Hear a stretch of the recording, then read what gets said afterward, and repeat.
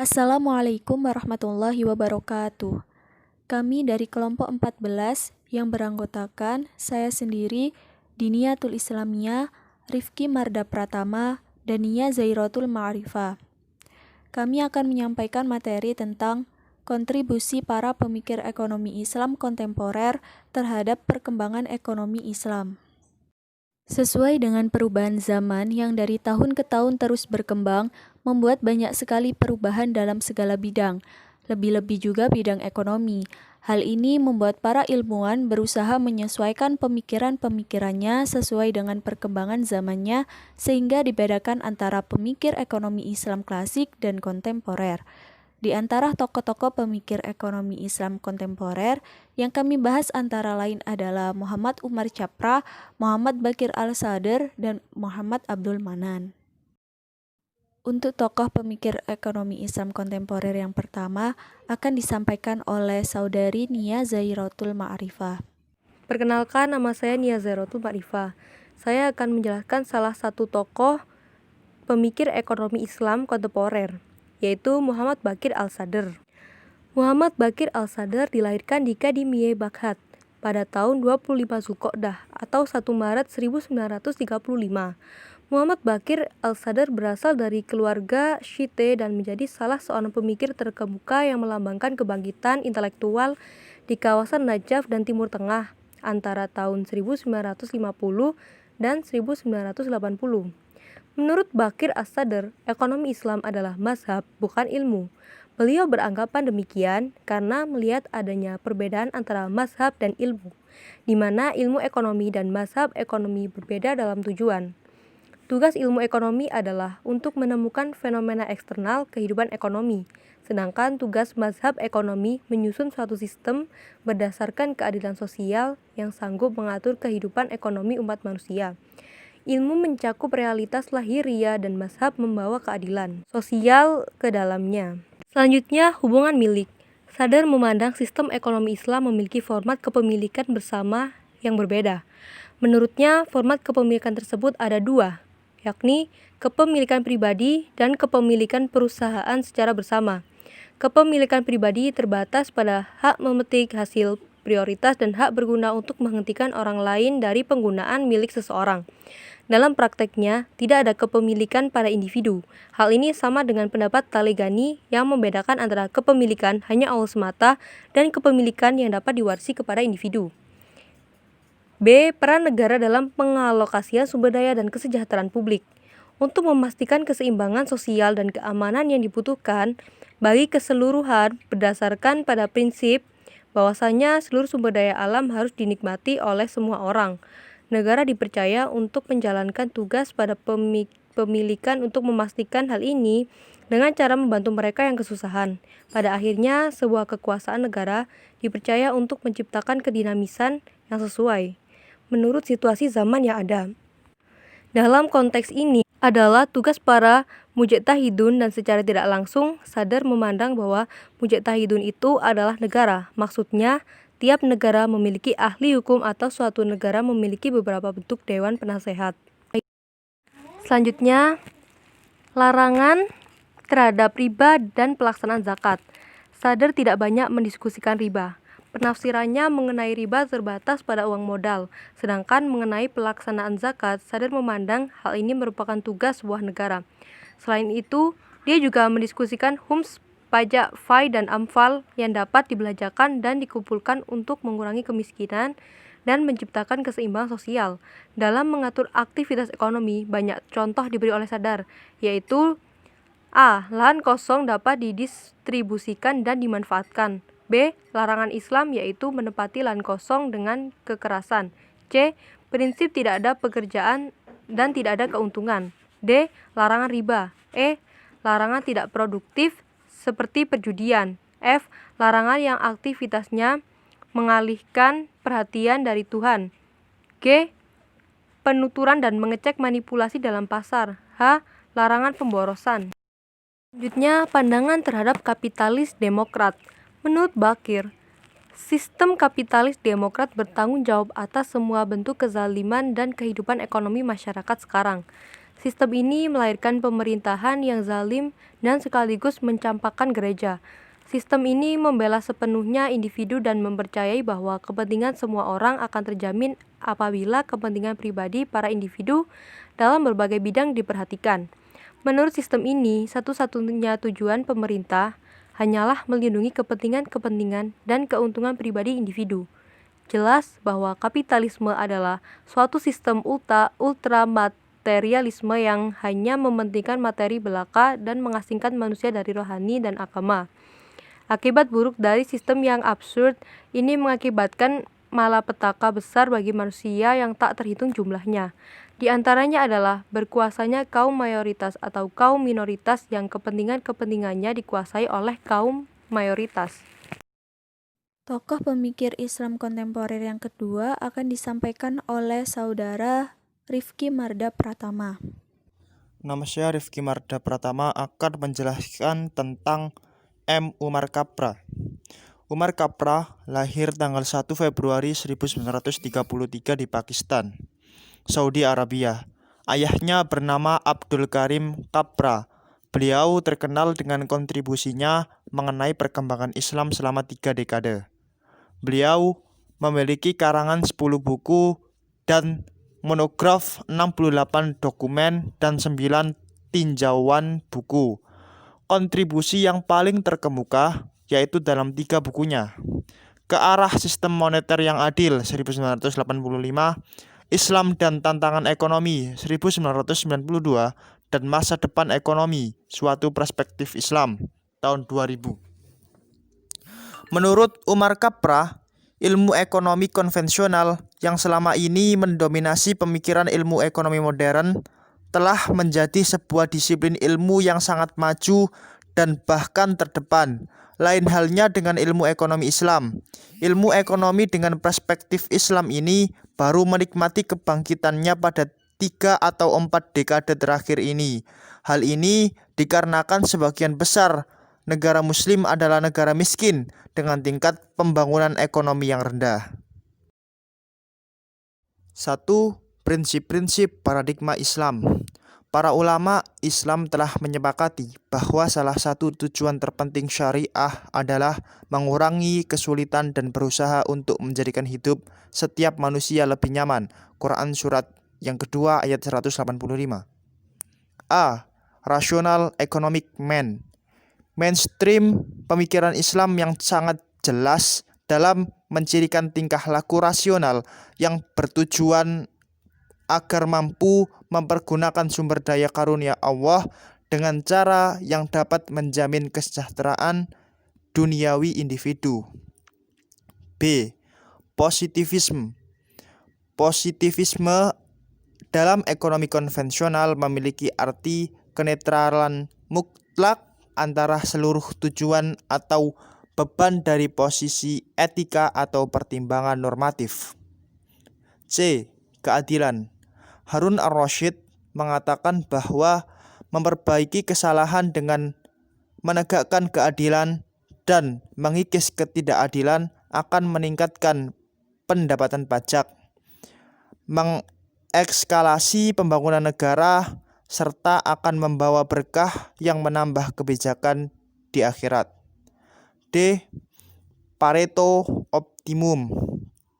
Dalam Islam, penggunaan sumber daya yang paling efisien diartikan dengan maqasid.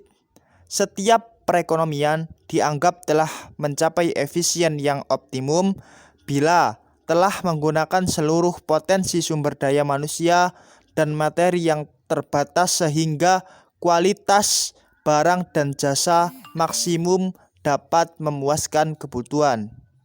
E. Intervensi negara. Al-Mawari mengatakan bahwa keberadaan sebuah pemerintahan yang efektif sangat dibutuhkan untuk mencegah kezaliman dan pelanggaran. Yang kedua, yakni keuangan publik. A. Zakat.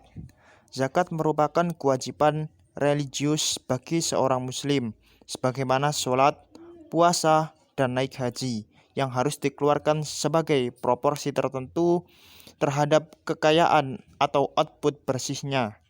hasil zakat ini tidak bisa dibelanjakan oleh pemerintah sekehendak hatinya sendiri.